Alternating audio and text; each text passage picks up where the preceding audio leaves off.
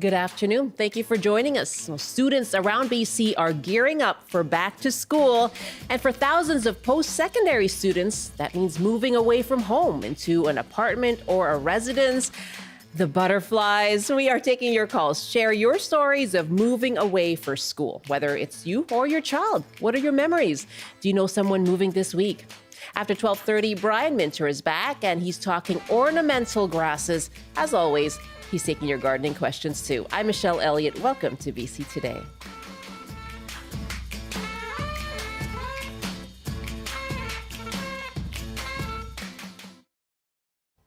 Thanks for joining us on CBC Radio, CBC Television, live streaming as well on YouTube and TikTok. And you can call us now to share your story of moving away for school. Our numbers are 604-669-3733, 1-800-825-5950. You can also just hit pound 690 on your phone. Our email is bctoday@cbc.ca. And feel free to leave a comment on our TikTok Live. Yes, we are leading up to the beginning of the fall semester, and that is a momentous time for families.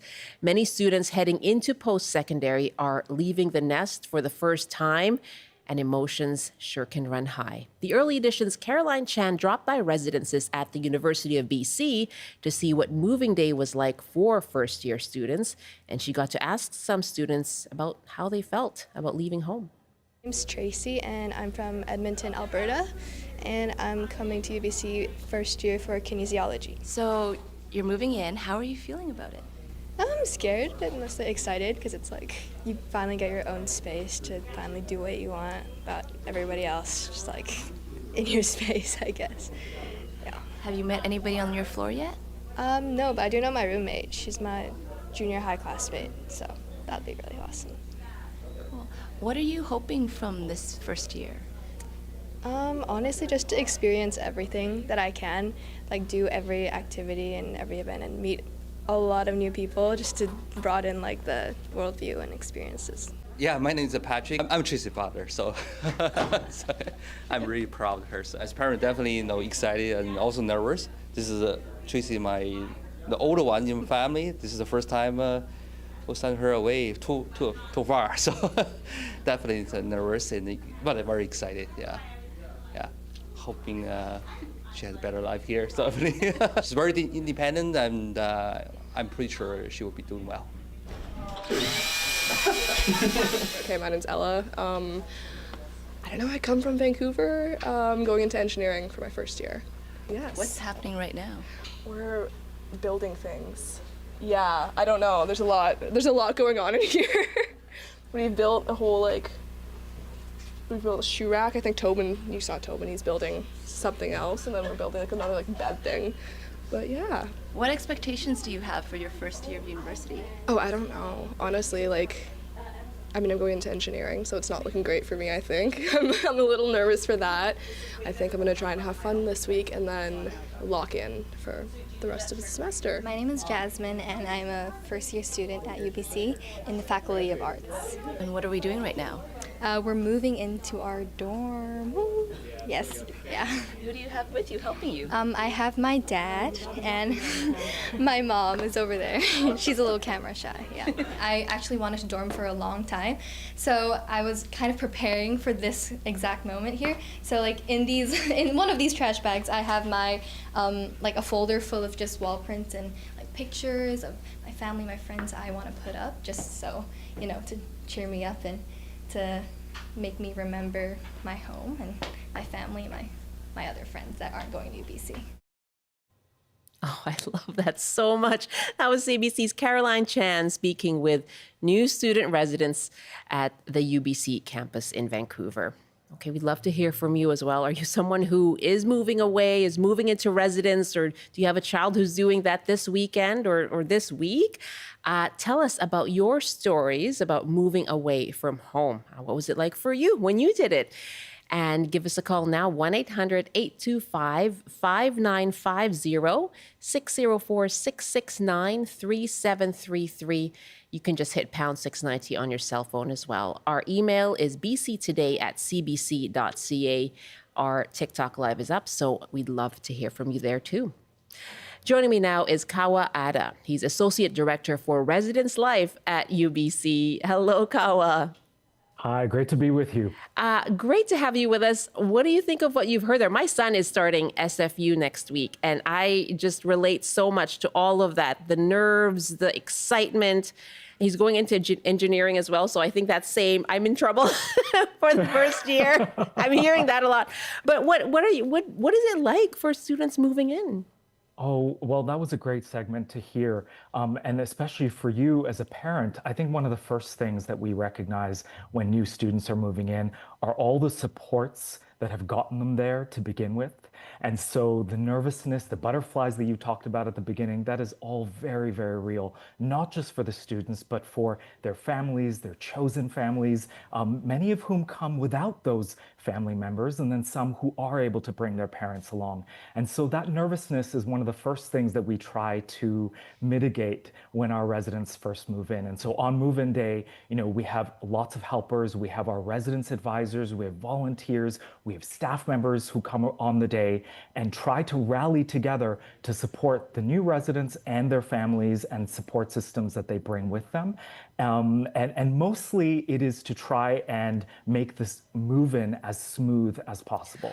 And so we've got traffic controllers, we've got folks in the houses already ready to go with big moving carts for them. So to try and make that transition as easy as possible is one of the first things that we try to do. But of course, after they then leave their students on the day, we have our first community meetings. And that really is the first time when those residents are on their own. Wow. And it can be a huge, scary thing. Yeah, what are the things they talk to you about at those meetings or ask about? Yeah, so our residence advisors who are actually student staff members themselves, and we've got residence advisors who are in each community, and they've got a contingent of students that they are kind of charged with to make sure that they support. And those residence advisors lead those meetings. And those meetings are about, how to get along with each other, the residence standards, the rules that we have in place so that everyone can live in a respectful environment. And then, of course, we go through kind of a meet and greet so that they can at least get a sense of who else is on your floor, who else is in your community, and then go from there. Yeah, I imagine that fear of loneliness must be really palpable in the first week. Absolutely. And it's often the case that we've got lots of events and programming that happens, but for some of our students, no matter how many programs are available to them, that sense of loneliness, especially that sense of longing for home, because for so many of them, it's the first time that they've lived in an independent setting, can really be quite traumatic, in fact, for some students. And so we've got other supports in place as well. At UBC, we've got counselors and residents who are at the ready. In fact, even on move-in day, the counselors and residents have booths that are set up at our central areas so that if students want to talk about how they're feeling, they've got that resource. And then the residence advisors also share other resources that are available to students, including our residence life managers, who are the de facto leads of our residence areas in each building. And those are trained professionals who are there to help with the transition into university, and in particular for those who might be struggling with living away from home for the first time. My guest is Kawa Ada, Associate Director for Residence Life at UBC. And we're asking you about your stories of moving away for school. Love to hear from you as a parent or as someone who's had the experience. Let us know what your memories are. Our numbers again, 604-669-3733, 1-800-825-5950, or just hit pound 690 on your phone. Our email, bctoday@cbc.ca. And Layla wrote us, a friend and I had planned to leave Flin Flon in the north of Manitoba and find an apartment together in Winnipeg. Just the two of us, no parents, but she caved the night before and I decided to go alone. I was 16, just graduated from high school, and it was the best move I ever made. That was before the internet, and I think that nowadays young folks don't learn that positive independence. That is such a big part of it, is experiencing the independence. Layla, thank you. Let's go to our callers now. Sandy is on the line in Kelowna, and you have a child going away, Sandy? Yes, actually, they flew the red eye last night. Her and my husband, and they are setting her up in second year at Western in London, Ontario, for medical sciences. So she is moving into her brand new house with 4 other roommates, and she was in the dorm situation last year, which she also loved. So Nice. And so she's feeling good about this year? she's feeling great, and I'm feeling really great because I get my car back because she's been home for 4 months, and I actually can clean the other half of the bathroom because one time I just got tired of saying it, so I just took all of her makeup products and just put them in that side of the sink. But still, she did not get the hint, and she's 19 and she knows everything. Yeah, so I am looking forward to my independence. Yes. So it's the students' independence and yours as well. So what's going to happen when she comes back to visit? Well, she'll come back maybe she'll be back for Christmas for sure. Yeah. But and then I just won't clean the sink actually before she even gets there, so that it just looks like it did when she left. Yeah, and then we do reading break, and we usually go to Florida, just depending on the political climate. We may or may not be going, but last year she did come down to Venice in Florida and spend that 10-day reading break with us. So we'll see, but I will be giving her, I may not give her the car back, but because I have been riding my bike every day to work for the last 4 months. Yeah. Yeah. And you're ready? You're ready for the I'm car. ready. Whenever it starts to rain, then I'll get the car back and all cleaned up. And I will be enjoying my independence, especially my husband's gone for a week as well. So, yeah, it's great. Have some me time, Sandy. Yeah, I will for sure myself. I hear that. Sandy, thank you so much. I love the humor that she brings to it. And that's part of it, too, is like, oh, wow, I get all this space to myself as a parent. How are parents usually feeling, Ada? You know, parents, of course, will tend to have a mix of emotions. There is that sense of, you know, I've prepared my child for this moment for so long. I've tried to prepare myself for this. But of course, you can't help the emotions that end up coming on the day, whatever that might be. And then there is, of course, that sense of like, well, for some, I might have an empty nest. For some, well, then they've got the younger brother or sister or whomever is there to kind of take the next steps down the road in a few years. And so I think that mix of emotions is very real for parents. It's really interesting that Sandy talked about the student that she's got now moving in with other roommates and kind of the independent living that she will have to deal with those other roommates now. And so who knows what the sink is going to be like in that for roommate situation. Yes, and my apologies. Kawa Ada is my guest, who's the Associate Director for Residence Life at UBC. And it's interesting, too, to think about it's about learning how to live with others, right? And respecting space. And I imagine that's something that Sandy's daughter is learning with roommates. Perhaps your parents might be a little more patient with you. But what's that like for people to just kind of, have roommates maybe for the first time and learn about boundaries and mutual respect? Yeah, that's a great question, Michelle. You know, I think for a lot of us, going through school, I think these are the kinds of skills that were never really taught.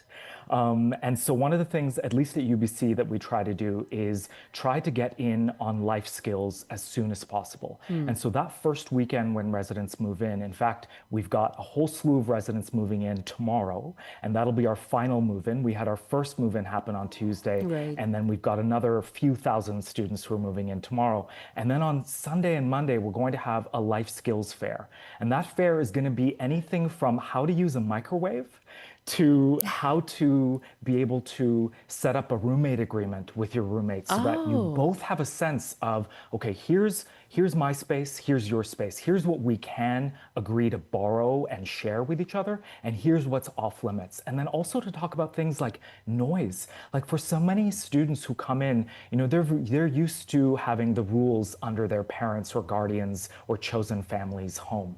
But now that they live independently, they're starting to kind of figure out, okay, what are the rules that I live by?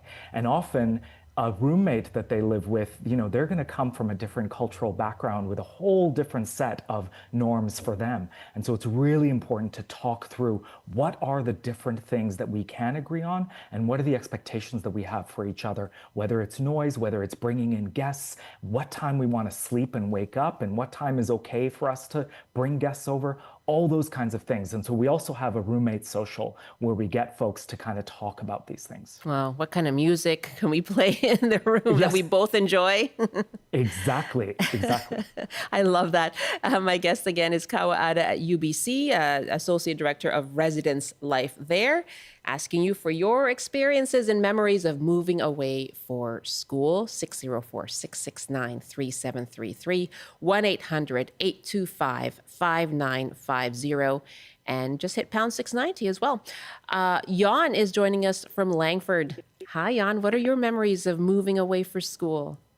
Well, my boys never really did all that stuff. They're 33 and 34 now. But in '84, my future ex-wife is my girlfriend. And so I was in co-op chemistry at Waterloo. She was in Guelph. And so we're both in Ottawa. We had family in Ottawa. And so right at the end of August, we had to work right to the end of August. They wouldn't let you off. You had to work right. You didn't like, sorry. Right before school, yeah. So we get into her car, and somebody gave us a car, and we raced to Guelph right after Labor Day. So we're there. Then as soon as the student building, the accommodations board opened up, you raced in like 8:30 in the morning. You raced into the board. You saw the new postings. You wrote them down. You got in your car. You raced like hell with 4 months cash in your pocket, 4 months rent, cash in your pocket. And whoever gets there first. Oh my God. So we did this all day, and finally I said, we got to wrap this up. And so we got to this little lady, and she had a basement apartment, and we just put the cash in her hands. And said, we'll take it. We'll come back later. Oh, my gosh. Yeah, this is before the internet. Oh, yeah, 84 and September. And so she stays to move her stuff in. My mom's like, okay, now we're going to go to Waterloo. So we go to Waterloo, and there's just nothing. I'm racing around. There was a crawl space. They were offering a crawl space. I complained about that one.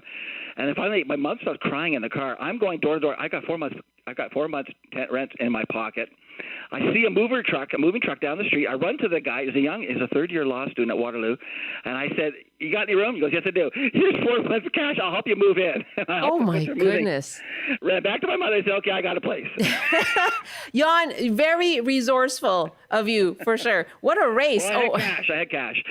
Yeah, exactly. 4 months worth of rent. What a great story. I guess that back in the day, right? It's like run to the board, grab that listing, and run over and try to nab that listing, nab that apartment. Jan, thank you very much. Is there a shortage, the Kawa, of these kinds of accommodations? You work in residence, but I imagine there's a long wait list. Yes, Michelle, that sounded like the old Wild West of university living. That was phenomenal. Good for him. Yes, there is, of course, across the country, there is a housing crisis. And we're feeling it here in Vancouver in particular. And at UBC, we've in fact invested in building new buildings in the coming years. We have a new building that a new set of buildings that came online in the past couple of years. And then we've just started to get the work going in terms of a new residence that's going to be built in the coming years. But of course, in terms of the residences we have right now, we've actually converted some of our lounges into temporary housing spaces just so that we can offer as many beds as possible to our residents, because it really is so scarce out there, and not to mention the expense. And in fact, at UBC, we're proud that we are below market rents. And in fact, we're even less than that. We're kind of in the middle range of the university systems across the country in terms of what we charge for our rent. And so that's something that I'm really proud of. But of course, it's an ongoing battle that we have to face and help as many students as we can.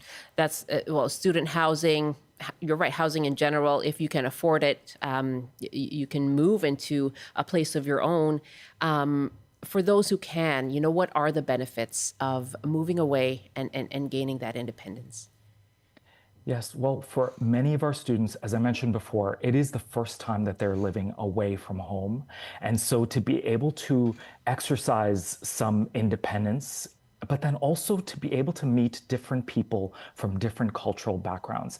That to us, we find from so many students is a huge, huge learning moment for them, because you get to meet students and you live in a communal setting with other students who aren't necessarily like-minded, but you learn from them, their lived experiences, their outlook, their worldview, and often we find that students are able to learn something, many things outside of the classroom. You know, we take pride in residence life. It's kind of akin to student life, but residence life deals with the well-being of residents who live on campus. And for us, what we take pride in is making sure that residents have that opportunity to be able to learn from each other. And so whether that's social programming, educational programming, we talk about different cultures, we talk about how to be as inclusive as possible with your fellow students living on campus. And that's something that I think is a huge learning moment for our residents, and something that you can't really emulate anywhere else. Yeah, it really is. You're exposed to, like, I always thought this when I started university. It's like a microcosm of the real world, right? Is what you're facing, really. It is. And is that something that you think perhaps your son will be able to contend with when he's going off? I'm pretty sure. Yeah. I'm quite sure. Yeah, he's a very curious person about those around him, for sure. Microwave use? No, just kidding. Yes, he uses a microwave. I'm quite shocked about that you're having to show people how to use a microwave, but there you Michelle, go. I will tell you, you know, and it is totally okay. It's absolutely the norm, but I can't tell you the amount of students who unfortunately will come in and will not know to add water to their ramen noodles. And, you know, sometimes we've got smoking microwaves that need to be dealt with by the fire department. And so we try to get ahead of it in that way. Many a ramen bowl ahead of them, for sure. Yes. Really great. It's all a learning curve for everybody. And I really appreciate you joining us this afternoon, Kawa. Thank you. Thank you so much. Good luck this weekend. That's Kawa Ada joining me from UBC. He's Associate Director of Residence Life. Now, as you heard, he was talking about funding and housing as well. And post-secondary institutions are facing major financial challenges. We heard this week about staff being laid off at institutions like Langara, Kwantlen Polytechnic University, and Vancouver Community College. It's a result of declining international student enrollment. And yesterday we spoke with the VCC Faculty Association and the BC Federation of Students, and we got these emails. Peter writes, I believe our post-secondary operating system is ready for a complete reimagining. More public investment alone is not the solution. Have we explored a flat executive hierarchy to reduce costs, or considered innovative investment vehicles to enable self-funding? This is fundamentally a leadership and management challenge. The current vacuum exists because our leadership model is outdated and no longer fit for the purpose. Layoffs are a symptom of a flawed management structure, easy to fix with innovative leadership. Jill writes, dependence on international students has had huge ramifications for Canadian students for decades. We've had so many Canadian kids going to med school abroad because there are no spots at Canadian schools. And when schools say they can't find ways to cut, what nonsense. Look at admin costs. Of course they can cut. Tenured profs are expensive. Schools have to take some responsibility for the state of their dependency on international students. Joanne writes, the crisis was ignored because of overloading our colleges and universities with higher tuition paid by international students. And what was exposed when the international students cuts was the sheer number of private institutions created to take international students, where many of them had useless credentials. Thank you very much for your emails. bctoday@cbc.ca.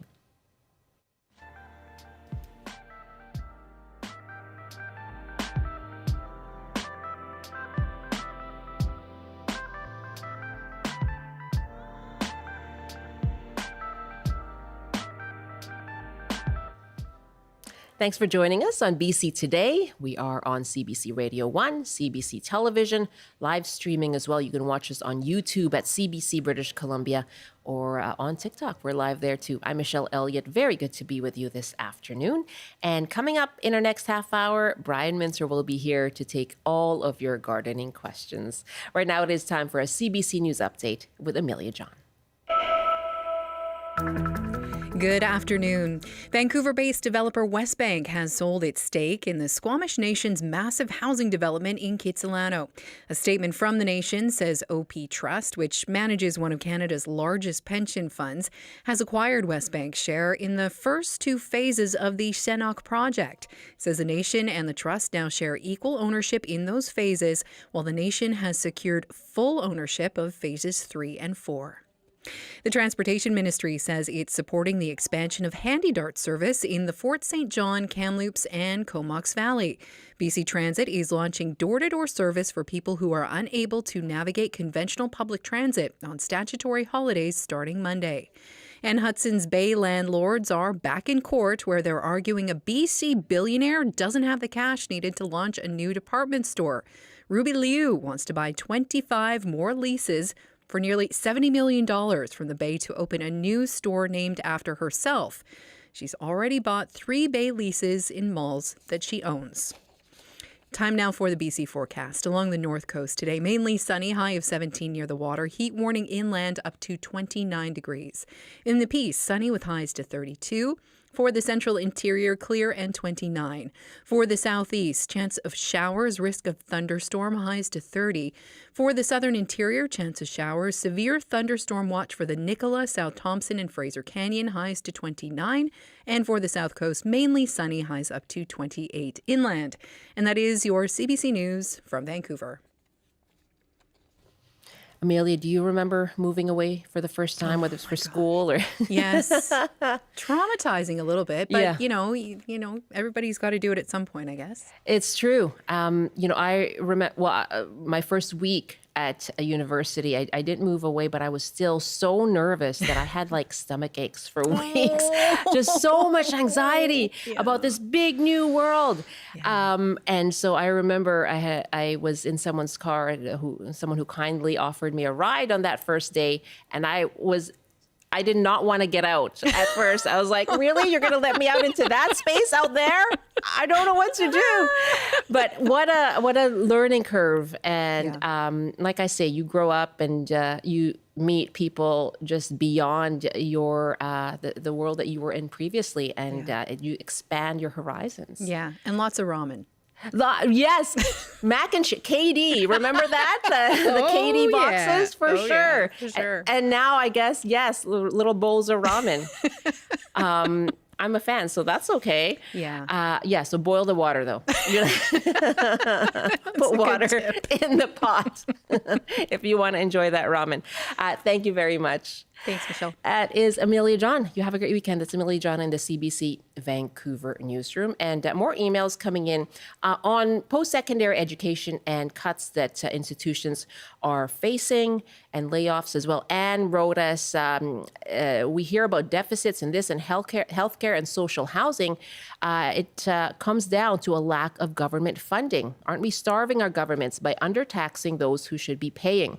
We should be making rich corporations and also wealthy individuals pay more. Inequality is increasing in our society. And thanks for your email as well. Lots of thoughts on post-secondary education. BC Today at cbc.ca.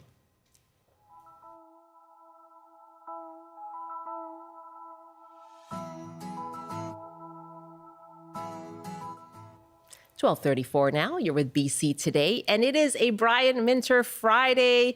Brian's back to take your gardening questions and share some advice. And today he's going to talk about ornamental grasses because it's time.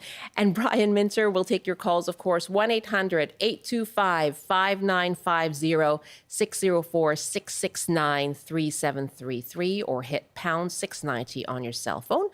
You can send us your questions by email, bctoday@cbc.ca, or you can leave them on our TikTok Live.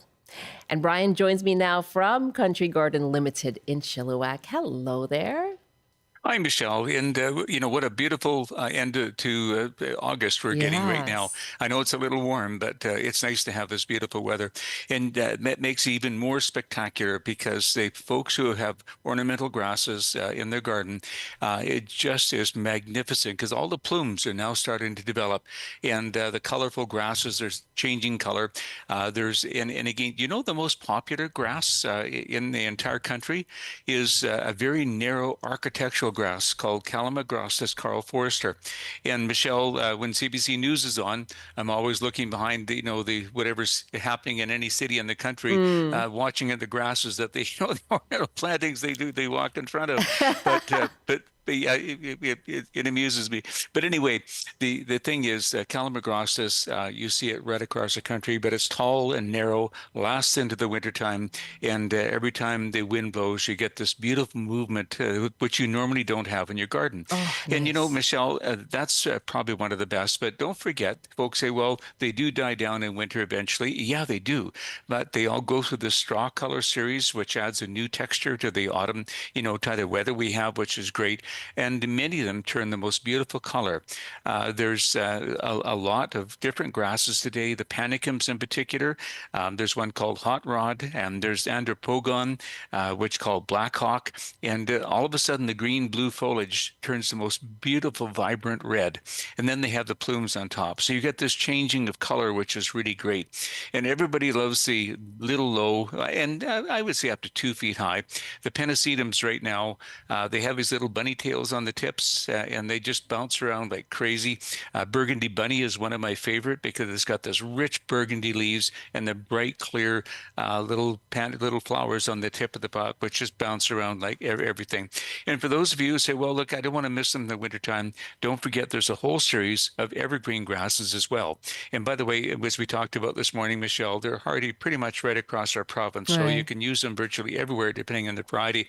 But I do love the blue fescues. Their Beyond Blue is probably the most intense of all. Like, in a landscape, to have this blue is so very important. And it'll have sort of a different type of flower, which is kind of a dried flower, but it's great. But the probably one of the most important is the a chorus ogon, and it stays evergreen, about 12 inches high, and dances in the wind. But even in the coldest winters in the Okanagan, it'll stand up beautifully, which is great. And then there's all the carex grasses, because now, Michelle, a lot of us are beginning to use fall planters, and we want that spillover effect in the planter, or the spillover effect in some of our garden plantings. Yeah. They come in the most beautiful bright yellow. Everillo is my favorite, that vibrant yellow which stays with us all winter. And then there's Everest, which I love, is a pure, green and white color, which is in the intensity. This bluish green white is fabulous. Evergold, which is good, and then a whole series of other varieties. All I'm saying is, if you have an opportunity, want to add some grasses to your containers or gardens over the next little while, now is the time to go to garden places and just sort of look and see and watch. In particular, our parks. I'm very proud of our BC parks, incorporating them into all the plantings right now, because that comes to life at this time of year. So I just can't say enough good things. And as we talked about too, don't forget, very wildlife friendly, which is important. Birds in particular need these grasses, but also incredibly heat tolerant. And as they're looking for, shortage of water right now, they're very, very drought tolerant as well. So kind of the perfect plant to be able to add to our gardens, our containers, our balconies, anywhere. But it's something we really should take a look at this time of year. And with this type of weather we're getting right now, it accents them even more beautifully. So yeah, yay for grasses. Yeah, I love that visual, just imagining the grasses waving, just bending to the wind. Yeah. Gorgeous. Let's take some calls, Brian. Brian Minter is with me, our gardening columnist here on the show.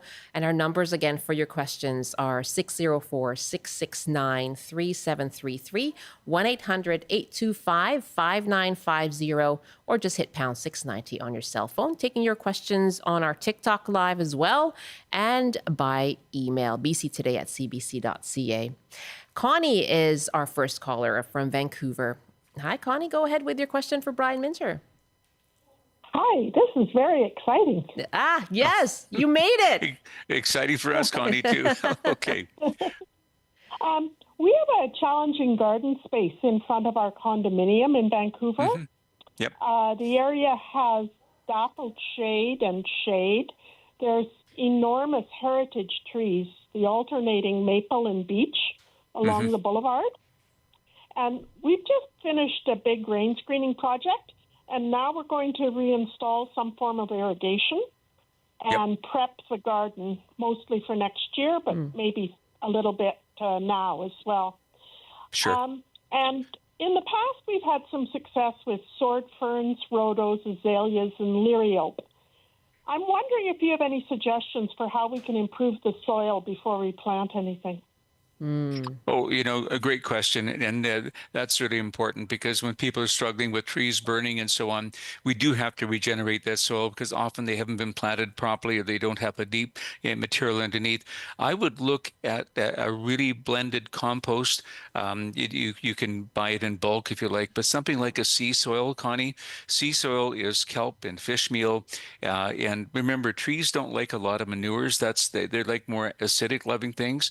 So, but a really, pre-done compost would be my absolute favorite thing to be able to put on. And I would put it about 3 to 4 inches deep if you possibly can. But that will enrich the soil, puts bacteria back into soil to help, and also moisture retention. And that's going to be for big trees because remember, every big tree takes 250 gallons of water a day out of the soil and transpires it away at night. So you need that extra moisture in the ground. But that's the type of thing I would look at. And there's a lot of them available from the folks who have the bulk tree soils out there. May I ask another question? Oh, well, it's up to Yeah, go ahead quickly. I do have Janice next, but go ahead. Should we be digging in that compost into the soil, which is so hard it's like a rock? Yeah. Two things here. That's a very good question. Please get some fir bark mulch, and the soil folks would have that as well, because bark has a way of working into the soil and opening it up a little bit. Also remember, Connie, that gypsum, if you get some gypsum and put it down over the fall, it's amazing over the winter how it opens up that soil. And between those two things, that would help. And then, because as you put your compost in, just needs to be raked in. And if you could do one of those two things, it will really help to get in there and hold and retain. Connie, great. Thanks very much. Thank you very much. Great to have you. That was exciting for us too. It's Connie in Vancouver. Janice is calling now from Langley. Hi, Janice.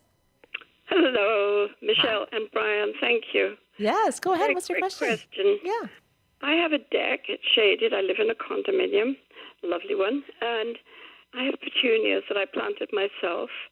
And I probably have watered too much. They've got powdery mildew.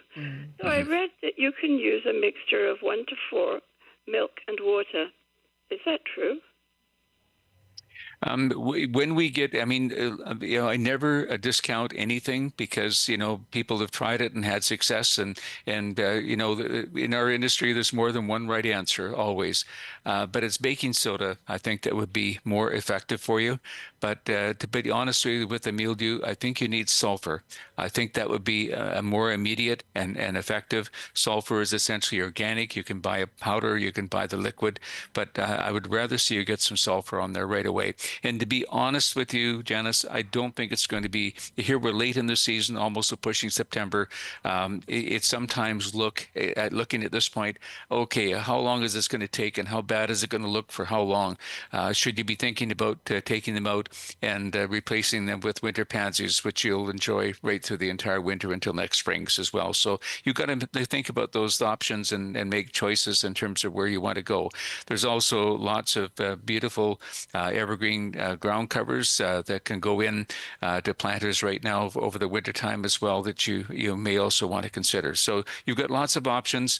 Sometimes when the petunias are just finishing, looking tired, and I've spent about 100 degrees in front of the planted in front of our patio, and they're looking a little bit tired right now. So I'm saying too, we'll get a little bit of color, but rather than trying to fix it, which is going to take some time, you may want to consider moving on to the next season and do something like that, Janice. I think those are important considerations. That was my thought too. Thank you, Brian. Yeah. Thank you, Janice, for the call. Yeah, looking ahead to the next season. Bryce is calling us now from Victoria. Hi, Bryce. Go ahead to Brian. Hi, Michelle and Brian. How are you two? Oh, so Great. well. Thanks for calling in. Thank you. Good. I'm just curious about 2 apples and 2 pear trees that are planted in the same area on the south side, kind of part shade just due to one large maple tree, but neither has fruited for 2 years. I think actually all 4 have not fruited for 2 years, probably about 4 years. I think when they were originally bought from the nursery, they may have had fruit that year, but subsequent years, no. And The one is a Flemish beauty pear, and it had flowers very early, as in early first week of April, and I couldn't get mason bees woken up in time, so I was actually hand pollinating with a paintbrush. Yeah. So I'm not too sure what else we're missing. It could be just, I know it's dry and hot, but is it just water? We've done some fertilizing with like an Evergrow product. I think it was specific for fruit trees and berries, but beyond that, I think I put lime around to help with the pH balance. And you've tried a I'm lot not of too things. sure what I'm missing. Yeah. Yeah, Bryce, you're approaching this very wisely. The Flemish Beauty is a really good pear, but you need another one that would flower at the same time. You worried me a little bit when you said it's flowering, but the other variety wasn't, and none of these are self-fertile. And that's my concern. Right. So what you're going to have to do is really pay attention to. Do you know the other variety of pear that you have? Sadly, I don't, but I probably should get another Flemish or something that will be the same. That's what I'm thinking. You need something that flowers. That if you can do that, even with the shade because of the maple, that doesn't going to stop the flowering. The maples doesn't have any leaves that time of year, so you're absolutely fine to get that done. And the same thing with the apples; they both have to be flowering. The other thing is in pruning. When we look at our pruning over the fall and winter months, pruning in such a way that we try and get our branches going horizontally as opposed to upright. Horizontal branches tend to develop more spurs and buds for the fruiting to happen. So your whole purpose of pruning is to develop more fruit, and by doing sideways or horizontal that type of pruning, that will develop in no time at all. I think you're looking after them. I would feed the trees. We always recommend something like a 10, 15, 19 that's well balanced with micronutrients in it around the drip line of the tree, and those are critical things that I think it's getting enough buds, getting your flowering and the pollination, and you can always prune the maple tree a little bit, maybe to get a little more light in, but that shouldn't be a detriment to you getting flowers on your trees or the fruit. Okay, so just quickly, even running up to the neighbors who had a pear tree blooming at the same time and grabbing a branch and hand pollinating doesn't work, eh? Yeah, it does actually. If it's flowering at the same time, put them in a little pail of water so you can and leave them there, because if you're not there, the bees will often go from back and forth like that. And using a very small paintbrush would be ideal. But in areas where in China where they've lost some of their pollinators over the years, the whole community got together and pollinated, and they actually got more fruit because they were pollinating every blossom, where the bees are sometimes hit and miss. But in any case, getting the flowering at the same time is really going to be the key, Bryce. Lucky you have good neighbors, Bryce. Thank you for the call. Take care. Have a good weekend. You too. You too. Let's stay on the island, and Lorna is calling from Cobble Hill. Hi, Lorna. Hey, how are you? Very well. Thanks for calling for Brian Minter. What's your question for him? I actually have two questions. One is we have a bank that is all in grass, so it's all couch grass, and it's horrible because it has an underground root system that's massive. I want to know how to get rid of the couch grass. What do I have to do to get rid of the couch grass aside from just pulling it?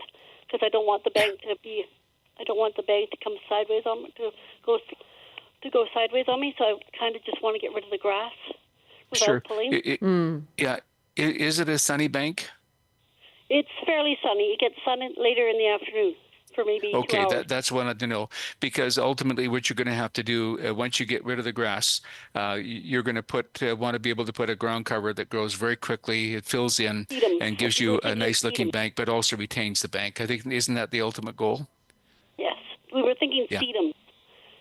Yeah, that's not a bad idea at all. There's some really aggressive sedums right now, particularly Angelina, that I would take a look at. And but you're going to do, the only way you're going to be able to, get as much as you can of the couch grass out of the ground, and then perhaps you'll have to use a non-toxic herbicide to be able to, without wrecking the soil or destroying the soil in any way, to be able to get the control. That's what you're going to have to do, and then plant the sedums. I would plant them this fall and get them established. Right. And if you, my email is info@countrygardenlimited.com. If you want to send me an email, I'll be able to perhaps help you a little bit more after the program. Okay, And one more question. We have knowledge of lamb's ears. We were just wondering, are lamb's ears a plant to worry about spreading too much? No. Their Stachys is wonderful. A huge demand for it. Helen von Stein and other varieties that are they're spectacular. That silver is incredibly important in the landscape. And no, I've never found it to be invasive. A good question. Great. Thank you so much. Yeah, thanks, Lorna, for the call. We have an email from Amber who is writing about her Boyne raspberries, and it did well this year, fruiting over the summer, though some bugs at the end of July. How do I winterize it? And do I continue to water until the leaves all fall off and then just ignore it over the winter? I will add a small trellis to keep it upright and protect it from the wind on my patio because she gets strong wind there. And Michelle, where is Amber calling from? That is a great question. Amber does not write where she is calling. Okay, because Boyne is the hardiest raspberry that exists, and that's why I was thinking she was calling from a colder climate. But no, it's a prairie hardy, almost prairie hardy, certainly Okanagan, northern BC hardy variety, which is great. The fact that it's in a container kind of makes me think she's not in a super cold area. And I would look, even though it's an old variety and pretty good, I would really encouraging everybody to switch over to some of the ever-bearing varieties of raspberries. There's many good ones out there today. Autumn Joy, is certainly one of them. Autumn Bliss, rather, is absolutely fabulous, but it keeps on producing right through to the fall, and a lot of them are getting to bloom a little bit earlier. So first of all, I would switch varieties. Look at Autumn Bliss is certainly one of the very best, and again, just keep your raspberry moist over a long period of time. And that's a problem with the June-bearing varieties is we just get a little bit of fruit, then it's over. And where the ever-bearings will keep it going for a long period of time. So that would be my suggestion. And of course, it's in a container. And yes, keep them moist until they get going, because they are not pretty when they're finished fruiting. They look kind of messy and sloppy out there. So those are things to keep in mind. But I'd really love to know where Amber is calling from to help her more with the cold. Sure. Amber's pretty quick with the email, so she may email with that location while we're speaking. But let's go to Salt Spring Island, and Mina is on the line. Hi, Mina Lee. Oh, hi, Brian. Hi. Always great to have you come to Salt Spring. I love it there. It's amazing. I discovered years ago in Strathcona Park this magnificent mulberry tree, and I've asked about it and people in Vancouver, and I haven't found out how it got there and what variety it is. Do you know it? It's by the where the I know past Strathcona Park. Yeah, I don't know the variety. Mulberries are funny; they take a long time to start producing. The best one I've found, a pretty good size, is the contorted mulberry. It produces even as a very young plant, which is great. The other variety that I found is really good is a variety called Pakistan. It tends to have larger fruit as we're going forward. I mean, when I was in England, I saw huge ones over there. That goes back to the history of they're trying to, create silk over there. But anyway, the two I would look at is a contorted one because I know it's available. I know it's available on Salt Spring Island, and the variety Pakistan. Those are the two that I would take a look at as reliable producers and pretty good sized fruit. Yes, I found out that the Persians brought them to Vancouver. That's right. Persian people. Yeah, they love them. Absolutely. We have a wonderful community here. Mina Lee, thank you very much. I learned a little something from that call. So thank you. And I also learned that Amber, she's written back, is in Langley. So not quite the prairies or the north. Then Autumn Bliss it is. Okay. There you go. Thanks, Amber. Sandy is our next caller at Galliano Island. Hi there, Sandy. Oh, hi. Thank you very much. I have a plum tree. The branches are, about 20 feet in diameter, so 10 feet from the trunk of the tree. I've been pruning it. It's 12 feet tall, and I've been pruning it on the top to keep it short, but it's really spreading out. I have a heavy crop of plums every 3 years. Otherwise, there's not very many. So I'm just wondering what I can do. I mean, I've not pruned it properly, obviously. Oh, Sandy, and it's a very important question, which I sincerely appreciate. What we always do is, even as a young plant, try and take the center out of the plum trees, take the center right out, and then bend the branches over. We call it an open vase type of pruning.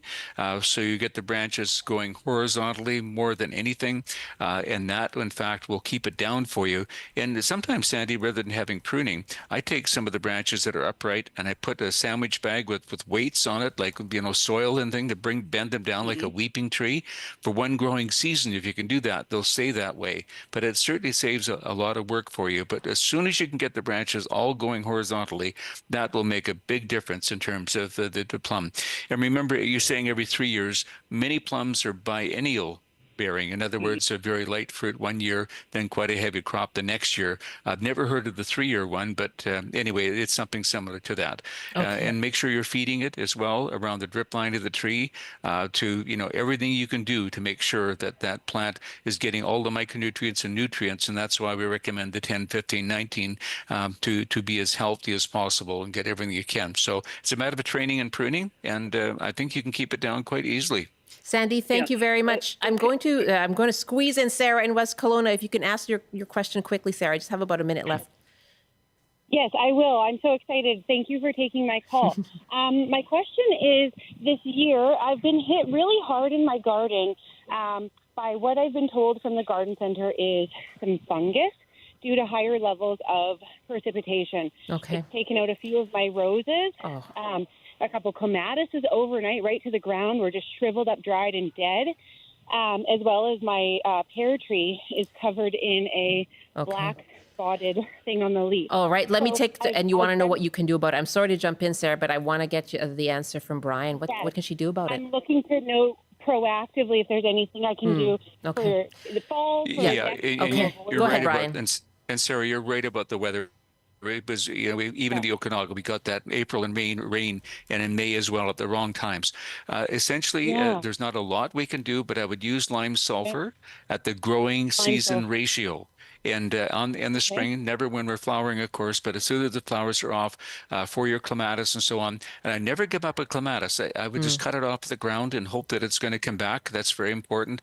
Your other ones, pick the leaves off. The roses in particular, Sarah, I just cut them off 18 inches above the ground. I take grass clippers, cut it right off. I'll pause here and say along. goodbye to our audience on TV. Okay.